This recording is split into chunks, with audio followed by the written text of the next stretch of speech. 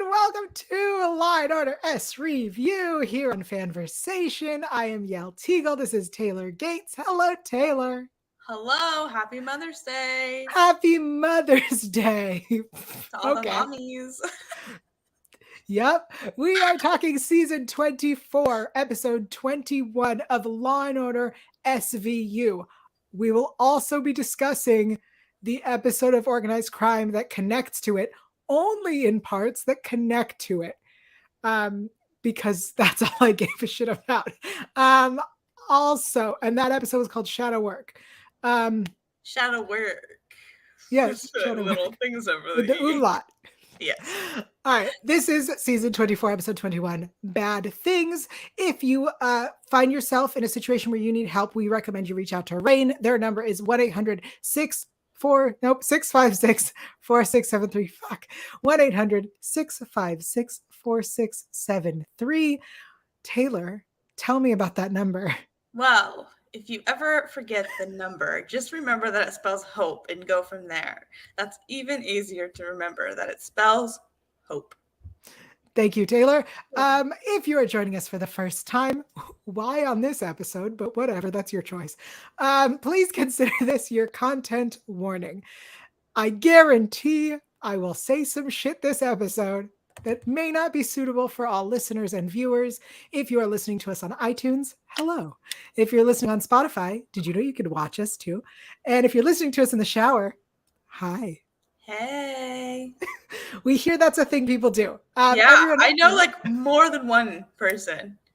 So if you haven't tried it, maybe try it. I have what is it called? Not recommendations, like endorsements. We have some endorsements saying. Great. Also, if you're watching us live on YouTube, we are Sundays 2 p.m. Pacific, 5 p.m. Eastern. Live on YouTube, we have people live chatting with us already. Lizette is here. Stronger Army is here. Alexandra is here. Doreen is here. Doreen's family just left. Happy Mother's Day. Why didn't you invite them to listen, Doreen? Get us some new fans, Doreen. No, fuck no. Yeah, all right. All right. Happy Mother's Day, everybody. We did not bring our mothers this time, but if you would like to see an episode with mothers that we did, I believe it was Babes. Yeah, I feel like that's the only appropriate one that we could have done that on, actually. I disagree. I can think of so many other mother ones that we so fucked up. Babes has the line, "We're going to be the hottest MILFs on the block." MILFs means mother too. I know what it means. All right. Well, let's jump into this thing. Let's jump into this. Bad Things. All right. Here's the quick cap. Benson and Carisi are baffled when a series of assaults may have the same MO, but different DNA at each crime scene. Muncie believes Elias Olson has struck again and is determined to prove it. Let's start with that. Let's just get that out of the way. Let's start with this Muncie Olson thing. Cagney and Lacey situation. What did you think about that storyline? Okay. Controversial yet brave, maybe. Favorite part of the episode by so much. Like, because the other parts, like, going back and looking at this episode big picture, there is too much going on. Like, there are so many cases that I'm like, what is happening? I don't know who you are. I don't know what happened to you. It's so much. However, I really liked the first Elias Olson episode. I think we both quite liked that episode. And first of all, we have a dog and jogger situation, which like... Let me remind everyone that there is an Instagram account called Law and Order Dog and Jog. Yeah. So I'm like, first of all, incredible. Like, love that we have that classique. Second of all, that whole thing with the hole in the ground, terrifying for all involved. I was like, what is going on? And I thought that was, I mean, I'm sure get more in depth of like the medical examiner and like the cause of death. What the actual fuck? That was nuts. And I found it so interesting and disturbing. But I really liked that whole storyline. I think that was my favorite part of that episode, actually. Fascinating. So I agree. I think that whole storyline was interesting. I do appreciate we're connecting it back to previous things. I also love Muncie has grown. Look at that literal growth. Beautiful. Did I need it in this? No. There was so much, but also I think that Muncie's like tunnel vision would have been better suited had there been even a little like maybe I'm wrong and it isn't him. You know what I mean? Like she was like, it has to be him, and then everything proved that she was right. And I think that that's dangerous, especially for cops. Yeah, I think that's fair. I did like the little details that like supported her evidence, though. I thought the welding autograph was really good. I like how they brought that in, but I agree it was like maybe a little bit easy being like, it's this guy. I don't know, maybe a bit more question, but I guess we had 8 million things going on, so we had to sort of cut to the chase, I suppose. Sure, but red licorice, that's the thing, because that's no one else eats that. I know, but I have to say, I also like, and it's a different it's probably not the exact same, but we learned this a couple of seasons ago of when you bring someone back to like the scene of something or they see something that reminds them of something else. So I like how we had that with her, like the flashbacks of like, oh, that's connecting me there. You know what I mean? I forget what that actual strategy is called, but I think that's always interesting when something sparks like the little details and you like link them. I think that's always Is fun. the tell me about water, that one? Yeah. That thing? Yeah, I always forget the name of it, but I think but I know what you're talking about. It's in my head. It's called "Tell Me About Water." Yeah, and like they did some sculpture. I know in one episode. Oh yes. Yeah. You're right. Good references. Yeah, I always remember that. I love what's going on in the chat. Lisette says, "Yeah, we'll say bad things, guaranteed." Also, what a lazy title. I'm so sorry. Hate it. Bad things. I'm sorry. Look, nothing will be lazier than something happened. I know, but bad things is up there because guess what? Something happens every episode and bad things happen every episode. That's so unspecific. It was supposed to be in relation to the I'll be good. Good things happen to good girls. Bad things happen to bad girls. Remember? Yes, but I still think it's lazy. I really think that we should have called it something different. Something happened. Strong Girl Ari says the Cagney and Lacey disrespect. Hilarious. I love them teaming up. Yes, absolutely. Them being Cagney and Lacey together was fantastic. And then also reinforced hatred of licorice. Wow. I love licorice, red and black licorice. I love actually. I will likely not be eating licorice for a long time after what we saw. Yeah, that's true. What's interesting about this case, and I think that one of the things that at least should have suggested to Muncie that she was wrong, even though she was right, but like should have made her question it, was the fact that Mark Reed was a grown-ass man and not a little girl. Like that should have made her be like, I know. Right. But fine. And the idea that so Elias Olsen not only held this man captive, but decided to put a wire around his balls. What? Yeah. Yep. He's in a box underground. Yeah. How is that helpful? I'm confused. Why? I don't know. And I don't think we really got that explained, frankly. No. Yeah. And I hate that I'm fascinated to know why. Yeah. What was the reason?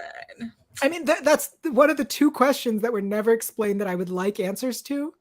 Maybe there are more actually now that I think about it. But the other one was, which we'll get to when we talk about the actual like case that led into the other episode.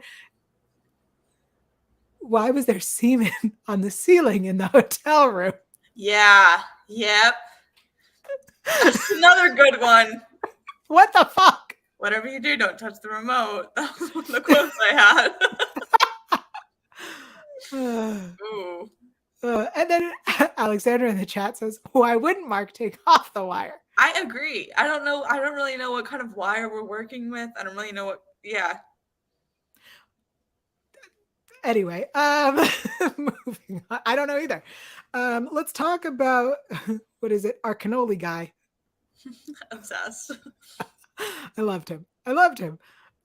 Stronger Larby says it feels like we lost a whole chunk of this episode on the editor's floor. Yeah, there was just a lot. There was a lot. How do we feel about the takedown of Elias? Really, the like Muncie, the arrest. It's fine. I don't know. I was just like, okay, yeah, you've changed. You're not gonna hurt him. Blah, blah, blah. But I have to say, I did like him punching through the glass. I thought that was pretty fun. So how is that glass not stronger? He threw a chair through. Okay. Yeah. And then his arm through. But I will nuts. I will say, I think so Muncie apologizes. She's like, we want to help you. And he's like, okay. So he goes in, he's like, I want to talk to her. And instead, Finn and Velasco are just yelling at him. Just yelling at him. Not helpful. He just wants to talk to her. And the fact that it felt like such a Rollins thing where like she talked to him, you're one of the good guys. Yeah. I just want to help you. And then didn't get to talk to him. I'm like confused on what message we're sending with that whole thing where she's like, oh, we had a bad childhood too, but it was not forgivable, but I feel bad, but I'm helping it. Like, what? we have to, I think, I understand it's complicated, but what's the point, kind of? Like, what are you saying with this? I love that you're bringing that up because there's a whole other section that I went, where are you going with this? Because you went nowhere. And we'll get to that in just a second. Because him going after Muncie with the arm through the I was like, keep going. Let's tell this story. Yeah. All right. So he's now going to jail and we wrapped up that story. You know what? Sometimes they fumble the bag when they like bring back people and whatever. I thought this was great. I'm really glad it was that story that we were bringing back, which this is like the second time recently we've brought that back because the judge, obviously that's connected to that. And I'm really happy with this being the sort of, I guess, overarching story or arc. I think it's an interesting one to keep bringing back, and I think they're doing it in a smart way. That's not just like 3 episodes of all of this. Like, I don't like that. I like this like sort of drips of it, you know, like it laces its way through. So I really like that, and I think that's just an interesting case, and they are attacking it from different angles, which I think are cool, and like the details keep me engaged. Sometimes I'm like, I'm done with this, but I liked it, and I think they wrapped it up nice. I agree with you. I think we met him when the girls were taken. Then we had the story with the trial where Muncie pulled a Cassidy and fucked it up, and now we have it where we found out that he's out. We found out where the Singhs are, that they left town, that they're not testifying. He's been freed. So I do appreciate that we got that and we concluded that story. Speaking of what is the message here, let's talk about this Finn and Velasco discussion about men. Yeah, okay. So here, I didn't want to save these for quotes because I would like to read this for this discussion. What kind of animal does this, says Velasco. And Finn says, not an animal, it's humans. More specifically, men. And then Velasco goes, yeah, I've noticed the pattern. Why do you think that is? And then instead of discussing why that could possibly be, they go, we got a badge and a job to do. What the fuck was this? What the fuck was this? I hated it because, first of all, it felt like SVU 101. Like, we've been watching. We know it's men. Like, we're not dumb. We've been watching this for 24 years. We also are women living in the real world. Yeah, like, I'm not stupid, and I just don't buy. Like, Velasco's not that smart, but, like, he's not that stupid either. He has to be noticing this pattern before that. Like, and I feel like we've just had this before. It's like the scariest monsters of all are actually human. Like, we get it. We know. We didn't need this. It felt like it was taking away time, and it was for no reason. I thought it was like the most ridiculous thing. I just don't understand why two men mansplain to each other that men are dangerous to women. Right. Like what? What we the get fuck? it. We know. And do you have a solution? Do you have theories as to how this is a societal matter? What is your point? What did you want from this? Yeah. My I notes didn't like that. say what the fuck over and over again. And then it's testosterone? What? What, am I the ambassador for all men now? Shut up. Like, I usually like you, but like, shut up. Actually think of solutions, bro. Like, what the fuck? I didn't like it. And I was like, you have like literally 12 storylines going on. And this is what you're spending your time on? This? What? Yeah, hated it. I even would have liked I would have liked anything else. Like, what was the point? What was the point? Where was that going? Nowhere. No, it was a no for me too. All right. If anyone live in the chat has theories as to what the fuck that was, yeah, love to hear them. Because I'm like, maybe it'll come back, but like how? Like, it was so generic and didn't say anything. That how is that going to have any payoff later? If this had been Velasco's first case, sure, yes, then I could understand. Like, he's been here for like 2 years or something, right? Okay. I didn't like it either. I was like, my notes are so funny. It's just a lot of swears and question marks. Yeah. Cool. I wanted to make sure we touched on that. Yeah, I was like, okay. Okay, let's talk about the big thing this week. Alexandra has a suggestion as to what it was. Yes, but Alexandra, there was 12 million things going on. We didn't need to fill anything up. We could have filled it. We could have filled it with Muncie. We could have filled it with more about the licorice fucking thing. Yeah, I would have watched a whole episode about that.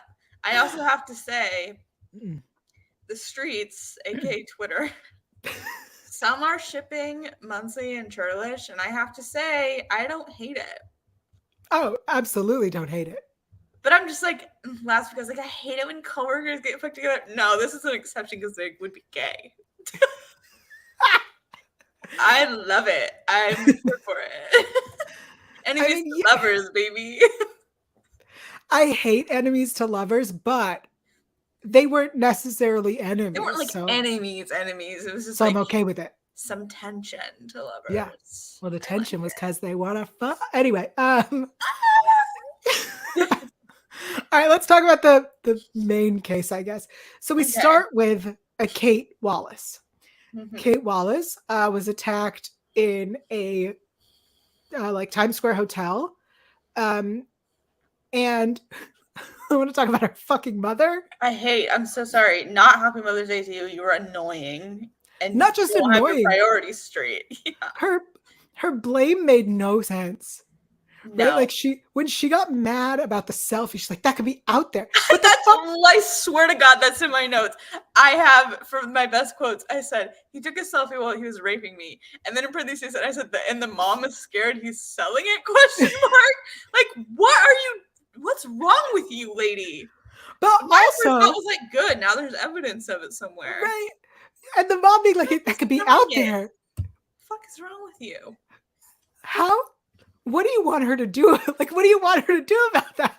God, she was so annoying. I can't. I didn't like her at all. I'm so sorry.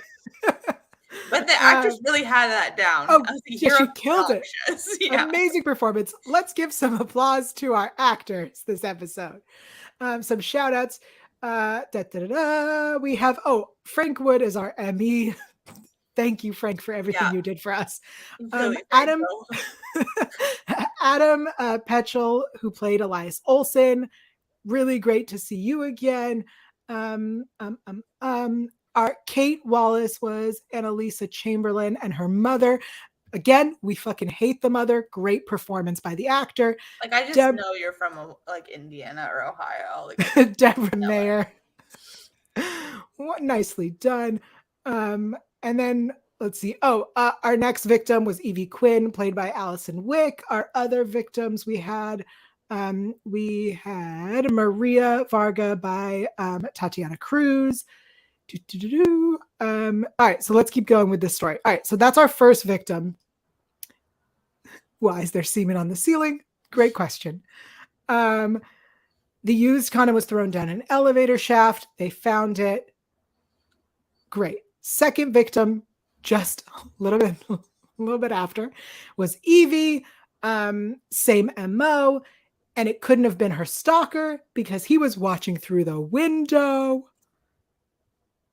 At this point, I believe, my mind went, no, it wasn't at this point. It was the next one that I put together something. We find out that we have this assault pattern across boroughs, which spreads our team across different areas, right? So Benson and Creasy go to Staten Island. Do I like the Benson and Creasy Staten Island-y shit? Yes, that was fun. Yes. Do I like... She went to high school there. So funny. Do I like Darlene, the realtor? I don't know. I have a question, and this is why we give a content warning. Just logistical question. She was showing the house, right? Which means anyone could have walked in at any time. But when she was, during her rape, she was showing the house. They went up to the bedroom. He pushed her down, and then he put the condom on. My question is, what was happening in that moment? I don't know. You know what I mean? Yeah, it could have been a freeze situation. Sure. I would have accepted that. I think I would have preferred You need to say what happened during that, because now we have questions. Yes. Sorry. Not at all trying to blame her or No, anything. we're just trying to put the pieces together. I just want to know exactly what happened. Establish a timeline. Right. We're trying to hear all of the facts. Yeah. All right. Okay. And then we meet her ex. We meet another victim, Maria Varga. He checked her ID. That was interesting. And she is the nanny. And we find out that so after Darlene's story with the ex and him letting her keep the ring, that's when I went, oh, does nobody remember season 20, episode 4, Revenge, which is the Chad and Stacy episode? Now, I'm trying to recall. I know that we all block out Stone Years, but I forgot he was even in this episode. This is the episode where 3 guys each rape the other one's girl because they are incels. It's the incel episode. Okay. So I definitely was like, this is a revenge incel situation. Or it's, because when she was like, yeah, he then let me keep the ring, Darlene said, that then I was like, oh, the idea is that they pay for someone to rape them and then hope that they come back for him to comfort her. Right? That's where I thought it was going, especially when we later meet Rose, who went back to her ex Harvey. Yeah. Let me give some more shout outs because I missed Arlene, who was played by Kim Maresca. I'm sorry if I'm mispronouncing that. And Rose, played by Susanna Norberg. Strong Alarm says that she should have been pushed, so she could have been hurt. All right, allowed. But they need to tell us that. Yeah. Yeah. Agreed. So I enjoyed this crazy case of all of these victims and all of these different I did enjoy. I was like, what an interesting case, right? Fascinating. Friends, if you didn't watch Organized Crime this week, you have no idea how it ends. No resolution. None whatsoever. Are we moving on to OC now? I mean, yeah, so Maria Varga was attacked. The DNA matched a guy who was in prison, which is a whole other fucking question, but whatever. And she had an affair with the dad of the family that she nannied. Yeah, let's take it into the next one. To OC's credit. Yes. It was very SVU-y. We didn't really veer off course a lot, which love that. And I also really loved it. I have have to be honest because we had some wild shit going on and we had some fun dialogue. I have a lot of lines from that. But I have Because to you say, love fucking Gary, don't you? oh, I always love Jet. I think she's a legend. Right. I don't watch the show regularly, but I like Jet. But I have to say, I don't like crossovers. Like, you know this. Whenever we had to do the Chicago shows, I was like, kill me. Like, I hate this. However, and I don't usually love the OC crossovers either. I think this is my favorite crossover we've ever done, frankly, because I was actually engaged through both episodes, and I was not like, oh, you make me do homework by watching this one I don't watch. No, I had a good ass time with both of them, frankly. So shout out to you for making me actually enjoy a crossover. I agree. I think that the way that we crossed over was nice. Mm-hmm. I think the fact that you did not conclude the story of the episode within the fucking show that it's on, that bothers me. Yeah. There's literally a part where Benson is on the phone with Stabler in OC, and it's 4 individuals were arrested for the other rapes. That's what my show that I watch. That's how you're telling me how the episode ends. In your show, it's a phone call. We don't even hear our person. I also, like, they completely played us because, like, this is not a crossover. This is a crossovers. Like, this is not over. There's 4 parts to this shit because we're doing this next week too. So I'm like, you are a liar. Like, this isn't a crossover. This is like straight up just like you're combining series at this point. It's so nuts. Based on the trailer for next week, I think that, remember when they did the 3-part where it was literally one story and all the characters blended together? I think they're doing that fucking thing again. So there's 3 parts next week? No, I think it's 2 episodes next week, but I think that it's not going to be SVU and organized crime. It's going to be like that fucking the beginning of this season with the gimme shelter crap. Where they're just like all blended together. They don't mean anything? Okay. I mean, I will allow it because I've liked this storyline, or else I'd be livid. But my question, right? So, okay. So frustrated. Yes, people in the chat are agreeing. Jasmine, welcome. Jasmine agrees with you. Taylor, Doreen says I had no problem with this crossover. It's not too bad. Stronger Army says I usually watch OC, but I thought this crossover. Yeah, I agree. This crossover was pretty good. I'm frustrated. I don't like being forced to watch a show I don't get like. it.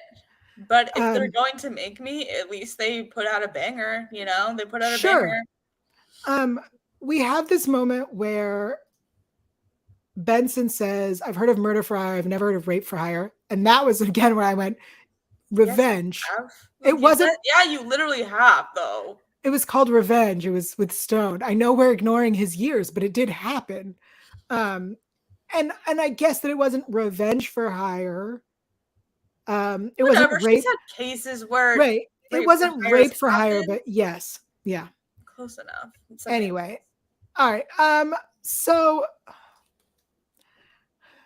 I appreciate that at least in this episode, we figured out what the fuck was going on with our cases, right? We found the website.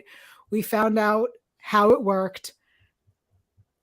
Here's what I would have done personally if I were an SVU cop, not as a writer of a show. Once the Shadowerks website was found and they had access to it, SVU should have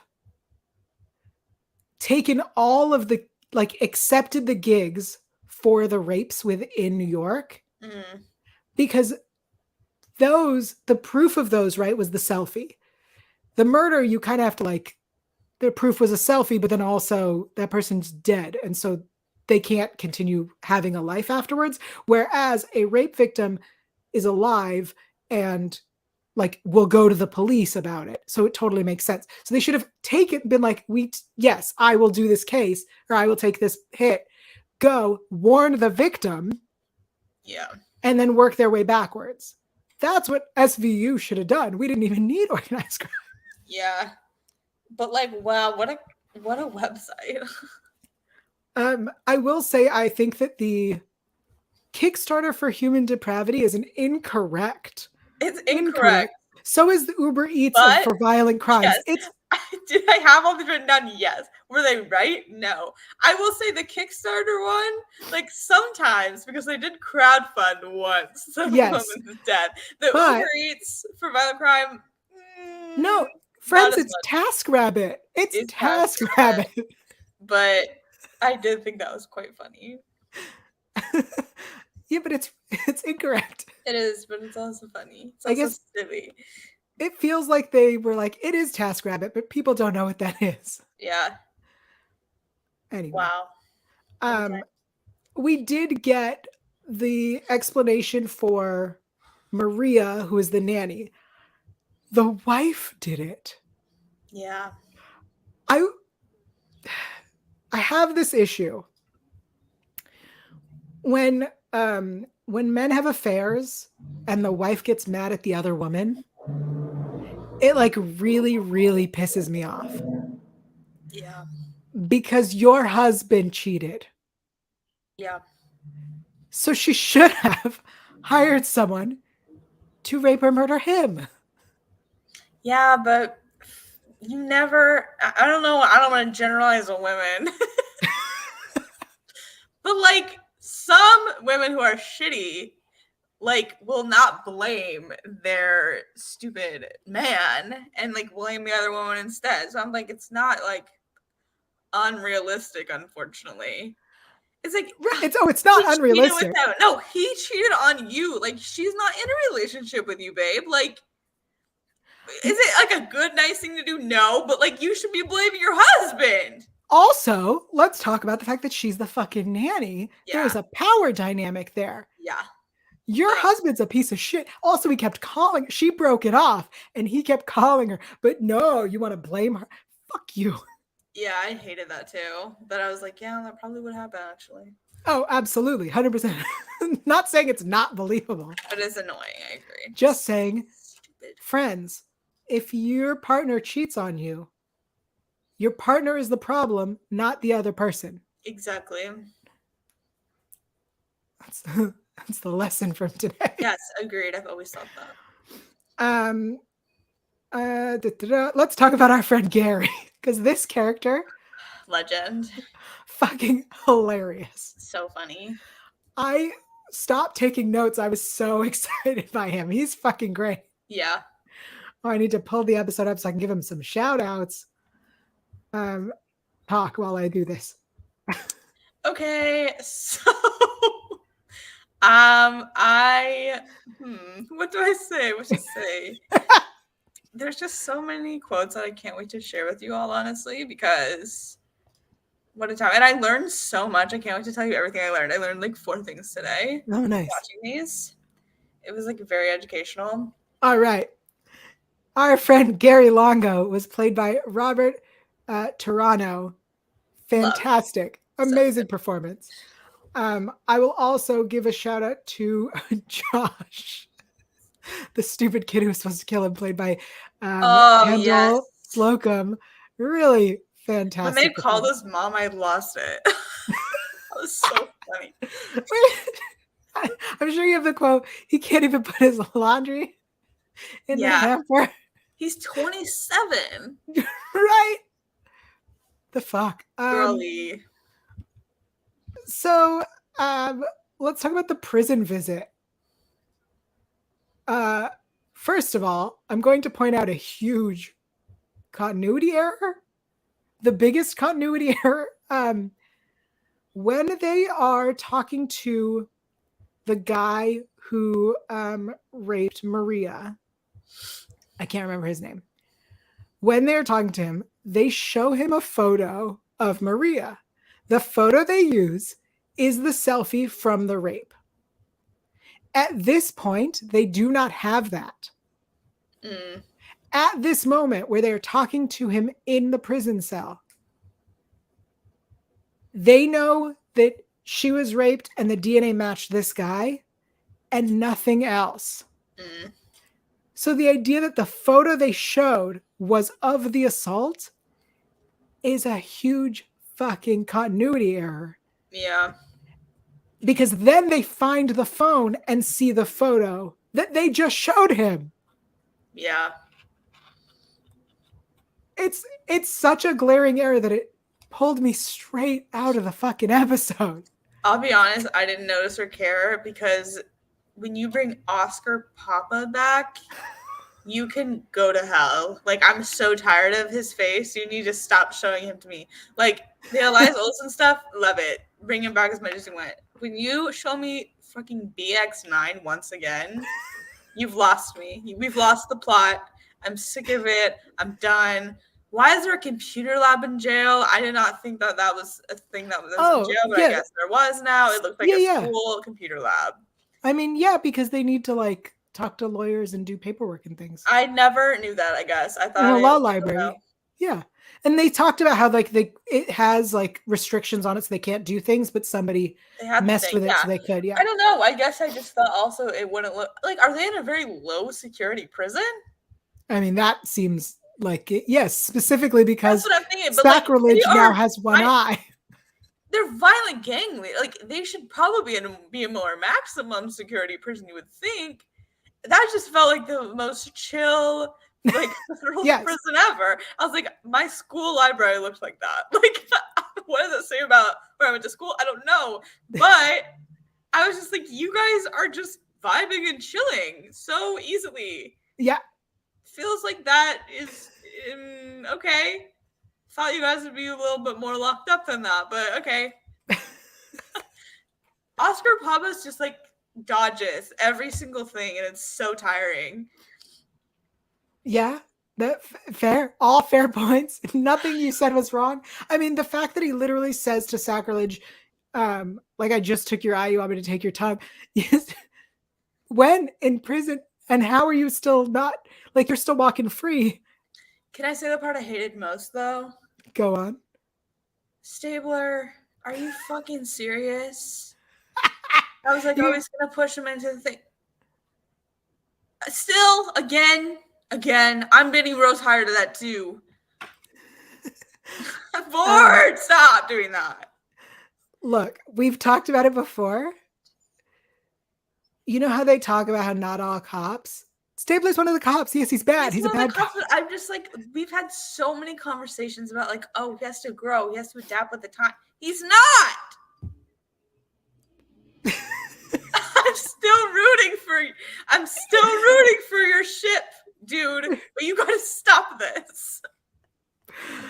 I'm so heated. Alex in the chat says prisoners can work their way to low security with good behavior. Good behavior, Alexa. He took some guy's eye.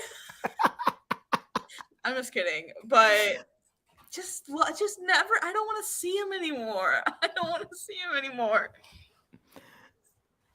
I'm tired of it. It's like when they kept bringing Lewis back. Stop. I'm tired of this guy. I'm done. Sorry, I'm heated, but like I thought we were done with this storyline, and then we just keep having to pop up little whack-a-mole. Look, I do like it. Reminds me of speaking of Lewis, our beloved guy who likes Shearling, who kept popping up in prison. Like, I did like that, so I feel like the idea that he happens to also be in that jail is funny to me. Yeah. Had we not had the Stabler using essentially Stabler assaulting him, but whatever. Okay. Should we talk about Rollins? Yeah. She's preggo. I'm pretty sure we announced that before. I do like that Carisi spills it because he sucks at secrets. Yeah, that was funny. But like, what's up with her and Olivia? Yeah, what the fuck was that? She walks up. Why didn't they hug? I don't know. And she's like, sorry I didn't call you. Like, why haven't you? Because Rollins is a bad friend. She's a good teacher, though. I was engaged in that lecture. I mean, she was bored, though. Let's talk about her boredom. No shit. Is she joining organized crime? Will we start watching? That's a good question, actually. Because if she and my girl Jet interacted, I would really like that, I think, actually. Maybe they're going to pull a little stunt cast thing, and I might fall for it. I mean, I think we all would fall for it. Yeah. Damn. I would like that, because, yeah, she was bored. But then I want to know, like, was this always the plan? To, like, take her from one, leave her out for it, and, like, what? Like, with the actual logistics of the show, I'm curious. Sure. I don't know. I'd be down for that, though. I guess we'll see, hopefully next week, we'll see. I mean, but also, like, she's bored. Carissa doesn't know. She feels bad because you got her this job. Remember our whole fucking discussion about how she didn't want to leave being a cop? She loved being a cop. And when Dr. Al was like, stop being a cop, she was like, go fuck yourself. And then Carissa did it. And we were like, hey, that seems weird. And now she's like, yeah, I shouldn't have left being a cop. I'm bored. The fuck? I wonder if she could, like, be, and I don't know how the job hierarchy works at these places, but I really liked in this episode where she kind of made the profile of the guy. Yes. I thought that was really interesting. What? I like what she had to say. The way that this episode chose to, I'm pulling up the director, I'm calling you fucking out. You didn't like it. Tess Malone directed this episode. Tess, I don't know you. I would like to understand what the fuck that montage was in the middle of our show, because that's not a fucking thing we do here. I liked it. Sorry.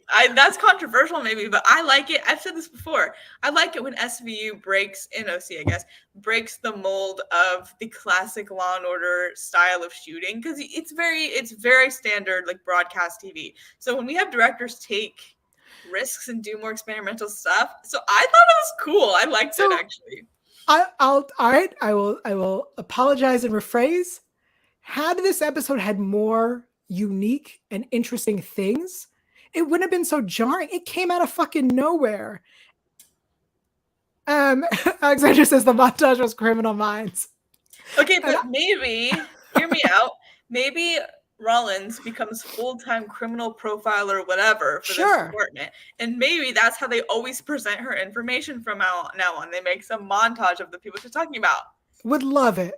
So let's just say it's that. Let's say it's an establishing stylistic choice, because I thought it was cool, and I thought Rollins was cool in this position, and I think I think that would be a really good fit for her, even with what we know about her and have known about her. Like, she's kind of good at reading people. One of the good guys, like, she knows how to, like, get into their heads, sort of. I think that would be a good fit. She could maybe be a little bit safer, potentially. I don't know. But I thought I think that'd be really fun. Sure. All right. Strong Army says Carisi had the PTSD on his side when he asked her to quit. True. And also the question about whether the plan was always to move Rollins over. Strong Army says, I doubt it, given the showrunner massacre on that series. Really good point, actually. Look, it's interesting because our current showrunner is now showrunner of that show, right? Like, he picked up the slack for OC for the end of the season. So interesting if he, because allegedly, according to the internet, neither he nor Kelly wanted her to leave. Mm-hmm. It came from the 8th floor, as they say. Yeah, I'm really curious to see what happens. I feel like it'd be kind of a wasted opportunity to just have her leave again. Like, I feel like she has to take some sort of a role in OC or back to SVU, because it just feels like a random little interlude, if not. I mean, not to, like, talk logistics, but the show was pushed to mid-season, which means that she could theoretically at the end of this season go back to whatever and then have her baby. Yeah. Mid-season starts, she now is working with them. Could be done. I would really like that. I'll ask you this, though. So as we're trying to dial down who's behind the Shadowerks website, we lose a federal judge. She's dead. They're fully aware that we're on to them. And now we're on this new case to find who's behind it. I don't care. I don't necessarily either, but we're getting a road trip to Ohio, and Okay. Are we getting a road trip to Hog? Yeah, I think so. Oh. And it's going to be Olivia and Elliot, I believe. And so I see. I'm Boy Who Cried Wolfing it because they literally tease us so much. What if it's not this time? What if it's real this time? If it's not, like, I don't know what I'm going to do because I feel like I'm getting so tired. And I've been tired for like 12 years, like more than 12 years. Like, if you're going to do it, you guys have to fucking do it. You know what I mean? It's got to be. This is a season finale. If they're going to do it, it'll be a season finale. Like, let's Sure, be so real. But oh my god, to be the voice of whatever. No, you're right, probably. No, there was a whole conversation about him now wearing the wedding ring again, which feels like a fucking step back. It felt very much like them and her talking about how she wasn't ready, but she did feel safe and like it wasn't the right time. And then he puts the wedding ring back on after he hallucinates Kathy. Let's not even point out the fact that the show has decided that it wants to be a supernatural series now. But like, what's happening? I agree. Oh my god, I'm gonna be so. Jasmine in the chat says, nuts. Thank you. Taylor, right there with you. Like, you can't just keep dangling the carrot. Like, the carrot's gonna get moldy at some point, you know? The carrot is moldy. The carrot is beyond moldy. The carrot is shriveled up. But I would eat it. Still, I would eat it. You know, I would still eat it. But I need them to feed it to me. Because this is ridiculous. You can't do this for literally 2.5 decades. Like, I'm tired. We're all tired. It's been fucking years. The blue balls. It's fucking painful. It has to happen next week. And I say that and it just won't. Like, let's be so realistic. But like, oh my god, you have to do something. Oh man. People in the chat. Alexa says, he still didn't explain why I put the ring on, just that he found it in a drawer. Yeah. And Struggle Army says, I didn't take it as supernatural. I thought it was that he had degenerative issues like his mom. Interesting question. Interesting idea. I thought it was a lazy plot device. I'm gonna be honest. Mean, I agree that it's not supernatural, right? Like I that was a joke. I definitely think that it's weird and silly for the show to do that. It's just, I feel like every show and movie does that. And like, I don't know, maybe I shouldn't judge or say this because I've been lucky enough to not have lost someone super close to me. But like, does that really happen? Do you actually think that you see people, like obviously passing on the street, oh, you think you see, but like fully ghost conversation? Sure. Is that happen a lot? I'm gonna say no. The seeing people on the street thinking you see them. Yes. In dreams, sure. Yes. Personally, I've never had this situation. Yeah, and I just feel like it happens a lot. And I'm like, you guys have to find another way to do this. Yeah. Speaking though back to Rollins, John says, I miss Amanda Rollins. We do too. And Doreen says that's always been her expertise, the profiling. Absolutely, she does love that. So yeah, totally agree.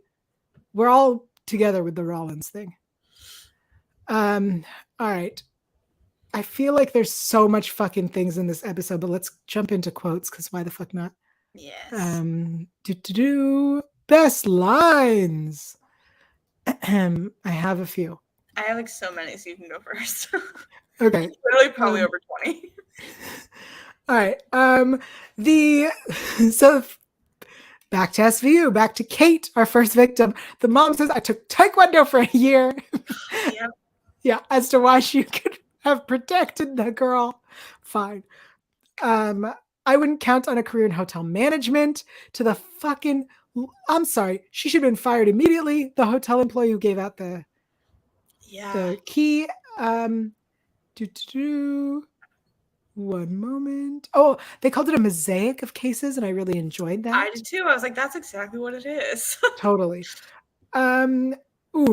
if you and I, this is Benson to Carisi, if you and I have learned anything on this job, it's that everyone is capable of doing the unthinkable. Horrific statement. But really, really strong. My notes are not done well today, so I'm scrolling through. Oh, when Belle, all right, so in the OC, after we've got the wife, she admits that she did it or whatever, and they're trying to make a deal. And Belle says, why don't you tell us everything and we'll tell you how valuable it is? Because she wants freedom. Yeah. I don't know if you've seen the documentary about the bling ring. Yes, classic. Okay, so for those who don't know, the bling ring was a bunch of wealthy I might want to run a country someday for all I know. That's a bunch of wealthy from the documentary or from the movie? From the movie, Emma Watson. Okay, so there's a movie, but the truth is there were a bunch of these kids that broke into celebrity houses and stole a bunch of shit. Now, in the documentary, you find out that one of the guys who was one of the leaders in it, his lawyer took him in to talk to the police, and the police were like, tell us everything and we'll make you a good deal. And his lawyer's like, do it. So he tells them everything, including shit they did not know. And then they give him no deal whatsoever because you agree to the fucking deal first, friends. Yeah. Never talk to the police. So when Belle says that to her and her lawyer was like, yup, I was like, fire him. Yep. And then, of course, you were like, ASMR for the soul. What does that, let's unpack that. Like, what does it actually mean, though? Oh, I can answer this as somebody who listens to ASMR regularly. The soul? Yes. So ASMR, for those who don't know, is when you hear or see sometimes things that trigger a specific response. And it's a very relaxing, tingling, wonderful feeling. It is not a sexual thing. It is just a pleasant feeling. People have felt it through like when they're in school and they have a specific teacher and they feel a specific way. Some people feel it when getting their makeup done, when you get a haircut, when someone plays with your hair, just little things like that. It just feels good and wonderful. So Benson being ASMR for the soul is just like such a beautiful compliment. And to be fair, had it come from like a victim, I think we would have been like, oh, that's so kind. Coming from him, it's a little bit creepy, but it is so accurate that she is soothing and wonderful and makes you feel good. And for those who want to understand more about that feeling, you know, the like head massager claws, try one of those. And that is what people most associate the feeling with. Benson is ASMR for the soul. I love that. Thanks for explaining Beautiful. that. You're welcome. I love ASMR. Go on. Give us your quotes. Okay, I have literally so many. We already said a couple, but whatever you do, don't touch the remote. What would Cagney and Lacey do? Like, just such a good running joke through that. She thinks I'm a little crazy. Well, that probably didn't start today. Loved it. Dude's got to be on Viagra or something. Yes. Wait, you didn't even have the first part? I have so many. Yeah, like I couldn't write down every single thing. It was like hell of a refractory period. Yes. God-fearing stalker on a schedule. Nice. We're going to need more than an ID from Cannoli Guy. You hit me. I had to get 8 stitches. That's not really that many stitches, but okay. Like a little boy who just stole a 20 out of his mama's purse. Now that is dark, even for a sociopath. Where did you get your psychology degree? 30 years of human depravity. The whole Shadowerks site conversation. There's so many from that. Yes. Someone wants to break a rival cheerleader's legs. I was like, let's talk about that one. Let's go into that one, actually. The guy that they arrested, my taxes put bread on your table, you high-stepping Gestapo bastard. Her murder was crowdfunded. The murder of the HOA, I like ignored all that shit. Yeah. I'm gonna say this. The guy, the man that they interrogated about the HOA murder, something about that whole conversation felt anti-Semitic to me, and I'm just saying it. That's fair. It happening on Shabbat, like what the fuck, guys? Go on. Fair. I will say, though, he wanted the lesbian HOA president, so no cops are probably just Alice Wolcott and this guy. He hated Rachel, too, which was so funny. Rachel was a bitch before she went, but afterwards, you need to chill out, my dude. We're going to jail for this. On the bright side, at least we'll have new neighbors. This is a bit abbreviated because it was a long quote from Jet. Katana's weapon of choice of neckbeards, fingers coated in a faint patina of Cheeto dust. Guy's a total chode. Just legendary. Multiple lines that you made into one, and it's perfect. But it's pretty much just like her monologue. Yes. It's her world, and we're just living in it. Tastes like chock full of nuts. I don't know what that means, but I liked it anyway. I can't believe you didn't say this one, because this is a classic Gary quote when they're discussing how much they were going to pay to kill a guy. I hate to break it to you, but it's only $2,000. Jesus Christ, that's it? Honestly, I'd be offended too. Somebody in the chat pointed that out earlier. So good. Try to find it. Josh, you have no future in this business. When they called Josh's mom, they said, jail must be looking pretty good for you right now. This man is 27. Yeah, they only worth $2,000. It's so funny. Nice one, Jasmine. Nothing normalizes violent crimes like a good user interface.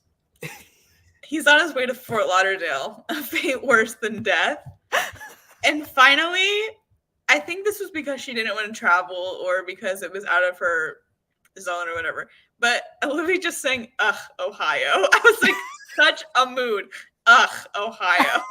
As someone who's from very close to Ohio, ugh, Ohio. So true. So those were all my quotes. There were so many good ones. Maybe that's why I enjoyed them so much, because it was so... The dialogue was so snappy. Look, I honestly believe that the Gary and Josh of organized crime, I mean, aside from Jet being fucking amazing, and we love Jet, we stan Jet on this show, and I don't like to use the term stan, but we do for Jet. But the Josh and the Gary are really the ones that made me go, this is a funny episode. Because once we got into like the federal judge dying and that other guy, I was like, I don't give a fuck anymore.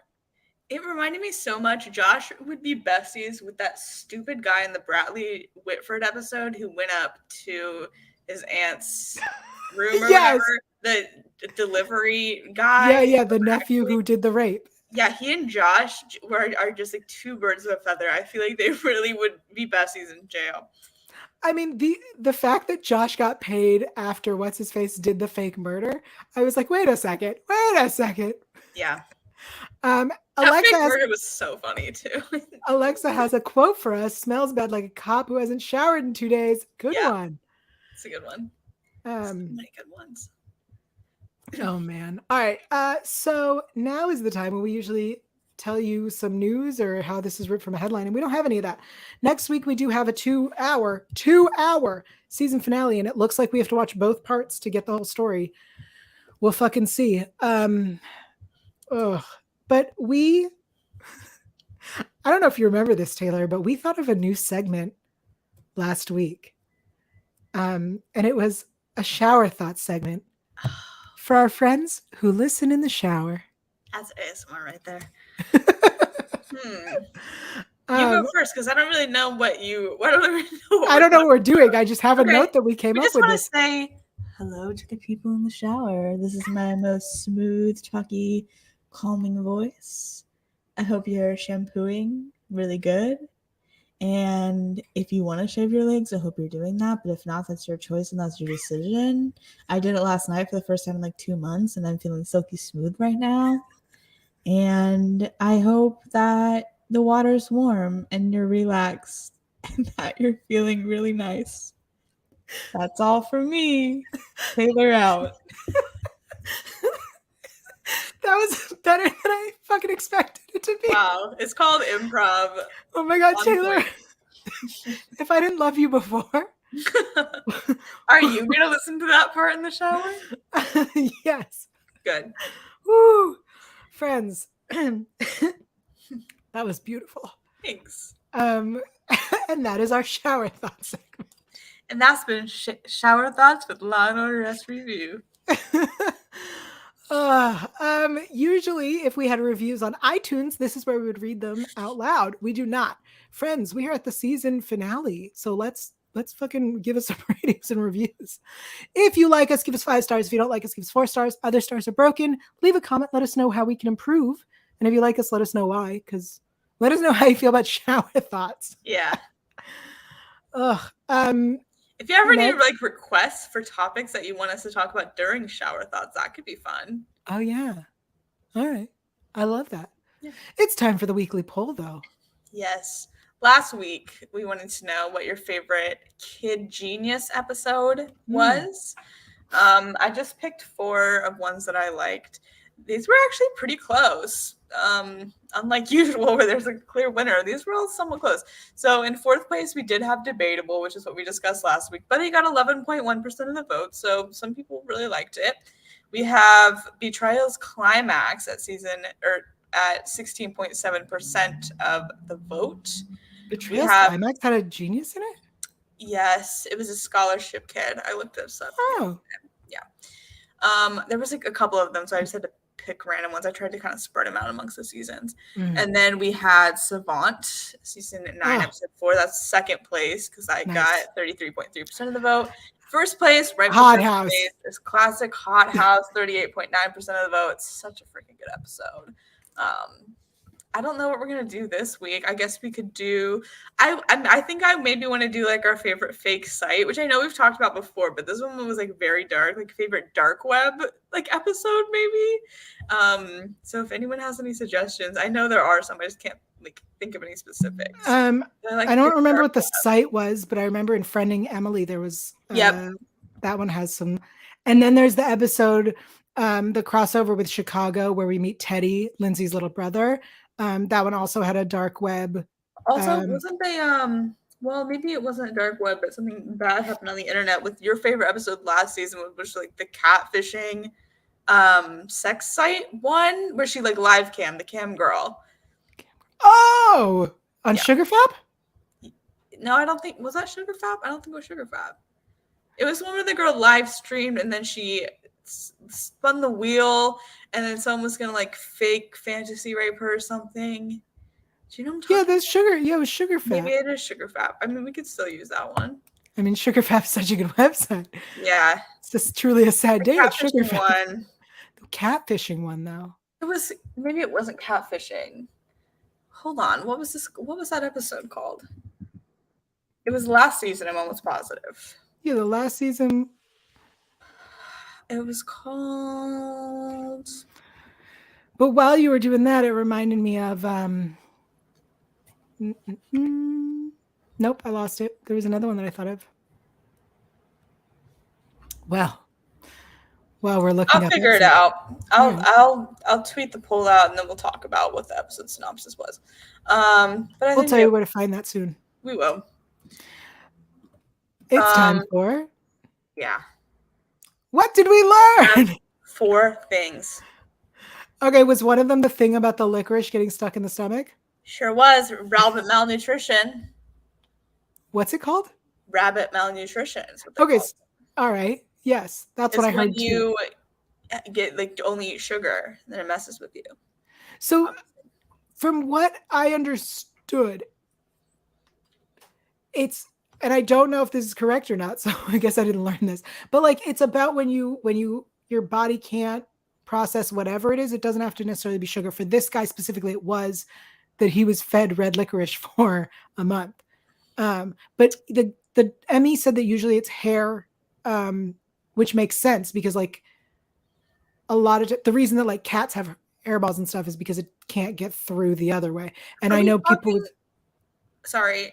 Are we talking about 2 different things though? Because I know that he couldn't digest that, but and maybe I should have just looked this up. But I thought rabbit malnutrition was if you're getting like food, but there's not the nutrients in the food that you need. It is. Oh, sorry, I looked at a photo and I shouldn't have. It's called protein poisoning. Protein poisoning. Yeah, that's what I was pulling up. An acute form of malnutrition caused by diet deficient of fat and carbohydrates. Where almost all calories consumed come from the protein and lean meats. Oh, interesting. The term rabbit starvation originates from the fact that rabbit meat is very lean. I don't want to keep reading this. We're moving on from this topic now. But I think we are thinking of two different things, is what I'm realizing. Yes. But both very interesting. And both very interesting. Yes. And I saw things that I didn't want to see by looking that up, and now I'm sad. In the episode, I saw some stuff I didn't want to see as well. Let's talk about that, maybe. Disgusting. Incredible work for the props department. Yeah. Absolutely disgusting. All right, what else did you learn? I learned what meconium is. Black tar Go poop. on. Okay. Let's talk about this. Gross. Happy Mother's Day. But I didn't know that before this week. As somebody who doesn't have younger siblings, because I'm the baby, and does not have children, and does not ever intend to, didn't need to know about black tar poop. Nope. But now we know what it is, and it's something that we can say on the segment. Sure. So look at the bright side. Okay, go on. I learned, and I probably knew this stat, but I like to be reminded, 20% of perps commit 80% of the crimes. I think that's pretty interesting. That is interesting. I think they said that on OC. I know they said it. I just don't know if that's fact or like... It maybe is not like the specific numbers, but I feel like maybe that's like a general. I feel like that probably is right, honestly. Right. Sounded correct to me. And then finally, I learned so much during Rollin's lesson about the story about how the modern day assassin was created. That's so fucked up, but also genius. He's like, you were in heaven. Like, whoa, that's crazy. But really interesting. I thought that was cool. I'm like, I would sit in on her class all the time because that was so fascinating. I agree. Those were all good ones. Thank you. Good job. You learned so much. I'm learning so much. I love that. Thanks. All right. What else do we do here? Nothing. Next week, 2 hours. We will discuss both of them, assuming that we have to, as we did this week. I made a face for those who just heard the sounds. I apologize. So what else? After the finale, we're going to keep going with older episodes because we here want the show to continue and love talking about it. And of course, we will do older episodes and we support the writer's strike. And that's very important to us. And even if the show gets postponed from premiere due to the writer's strike, we support the writers and stand with them. And we'll continue to do older episodes while we wait patiently because the studios should treat them better. So that's where we stand on that. Also, speaking of No Cops at Pride, friends, there is now a No Cops at Pride, just Alice Wilcott. Yeah. There is now that swag available. You can buy it now and get it in time for Pride Month, which is June. Yes. If you wear this at Pride, like I'm begging you to tag me in a picture or send it to me somehow. Oh, absolutely. Let us know. There are two versions. There is one with an inclusive flag and there is one with just a gray background. Your choice. I didn't want to like make that choice for people. So there are two options. The link to buy any of our ridiculous swag is available in the description below, or if you're listening to us on a platform, it's in the description there. Will we have a list for the older episodes? Great question. I know we're starting with zebras. That bing, decision bang, has bong, been made. Bing, bang, bong, indeed.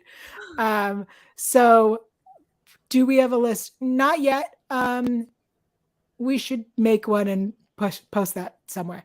Yeah. We'll try to let you know as far in advance as we can. Maybe if you comment on iTunes, which with what episode you want, maybe we'll take that into strong consideration and put it on the list.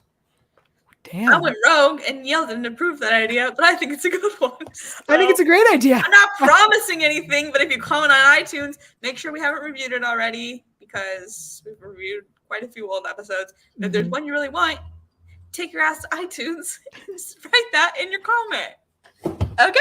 She's feisty today. I am really feisty today. John wants us all to know that Thursday is Sam Watterson's 400th episode of Law and Order. It is the 400th episode of The Mothership. Remind me, aren't we past like 450 on SVU? I think so. Didn't we do a 500th episode called 500th episode? They literally, Law and Order, they're like, we're on season 20. No, you're not. You quit for like many years. You're an episode. You have to go back to one. It's Monopoly. Go back, or not Monopoly. What game is that where you have to go back to one? Sorry or something? I don't know. Whatever. Monopoly is don't pass go, don't collect $200. I know that because of this show. But wait, go back why do you know that because of SVU? Because that's a quote from SVU. Do not pass go, do not collect $200. Yeah, who says that? Why did you not know that from? I did know that, but I always have you never played Monopoly? No, I played Monopoly, and I know it because of Monopoly. But I remember that being a good quote of SVU. I think it's Elliot who says it. Makes sense. Everyone, go play Monopoly. Oh man, Taylor, you are killing it today. You're wonderful. I love you so much. Oh, back at you.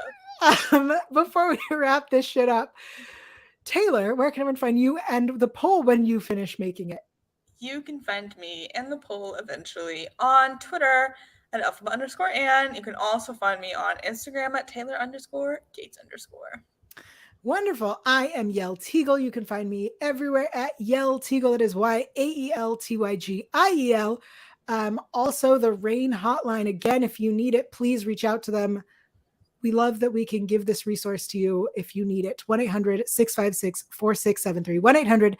1-800-656-4673. Be careful out there. Take care of each other. Keep your eyes open. Be vigilant. As Finn just discovered, men are the devil. So, oh, fuck. All right. Bye, everybody. We'll see you next time.